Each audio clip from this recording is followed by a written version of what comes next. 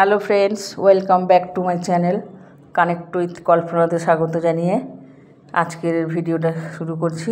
আজকে মানে মঙ্গলবার।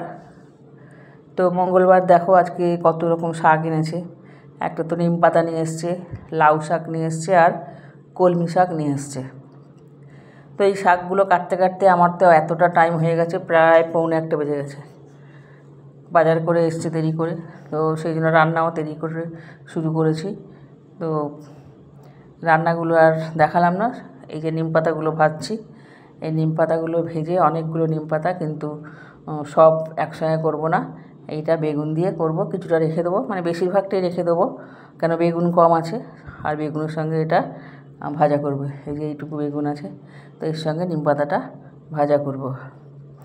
আর আজকে রান্না হয়েছে ভাত, টক ডাল। আর দেখতেই পাচ্ছ যে খেতে বসে মনে ছিল না ভিডিও করার কথা, সেই জন্য খেতে খেতে অর্ধেক খেতে খেতে উঠে গিয়ে আবার বাকিটা ভিডিও করেছি।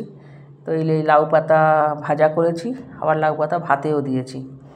আর মাছের ঝোল করেছি পেঁয়াজ রসুন আলু দিয়ে। আর ওদিকে করেছি ডাল, টক ডাল বললাম, আর নিম পাতা বেগুন আলু ভাজা আর মাছের ঝোল। এই হচ্ছে আজকের রেসিপি। আজকের এইগুলি দুপুরের খাবার। আর রাত্রের জন্য সবাই বললো যে গরম পড়ে গেছে, তো ভাতে জল ঢেলে দাও, ওই জন্য ভাত একটু বেশি করে নিয়েছি। তো ভাতে জল ঢেলে দেবো রাত্রিরে। ওই ভাত খাবে আলুর চপ দিয়ে। তোমরা কে কে আলুর চপ দিয়ে জল ঢালা ভাত খেতে ভালোবাসো কমেন্ট বক্সে জানিও। আমাদের তো সবাই ভালোবাসে জল ঢালা ভাত আলুর চপ দিয়ে।